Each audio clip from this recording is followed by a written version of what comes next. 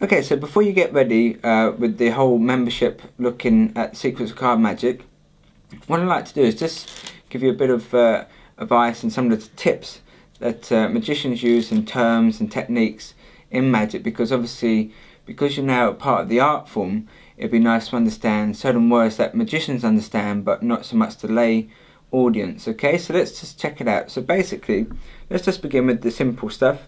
A pack of cards obviously contains 52 cards, and if you add the jokers it becomes 54. This is actually the top of the pack. This is the bottom of the pack, okay?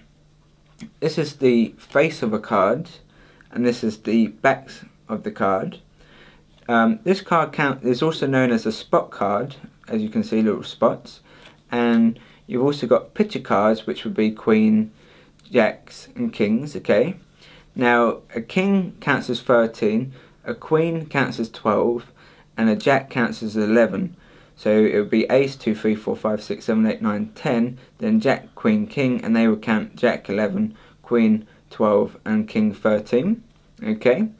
Now, with the grips in card magic, there's a standard grip, and this is it, it's called the mechanics grip. And basically what happens here is, you've got your fingers on the side here, you've got your thumb and the base supporting, and your index finger at the top. So a standard grip in magic is called the mechanics grip. With shuffling, you've got the overhand shuffle. You don't often see this in casinos that much these days. You've also got the Hindu shuffle as well. Again, not a casino shuffle. With casinos, you often see the riffle shuffle, or especially on the table. So this is called the riffle shuffle. You've got, this is called cutting the cards. This would actually be called completing the cut.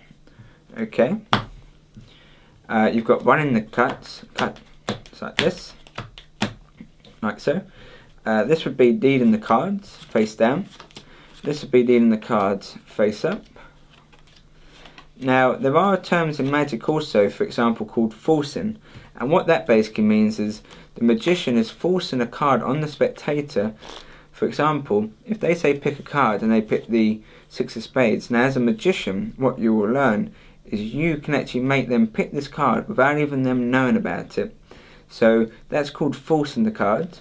For example, if I wanted to lose this card in the pack, but still controlled it, this would be called an out jog, meaning I've got the 6 just here. Or if I wanted to do an in jog, like so, it's more in. If I do a side jog, which would be more at the side, okay, these are all ways of controlling cards, as you'll find out in the site.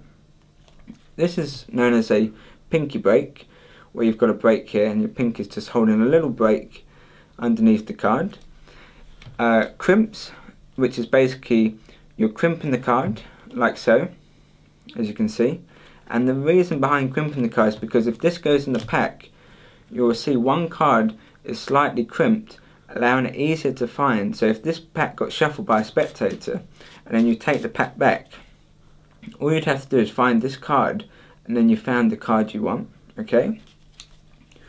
Also, this would be called an X card, and an X card means basically a card that you're not using, but it allows you to cover maybe the 5 of hearts up. So you'd say there's the 5, and we'll put an X card on top.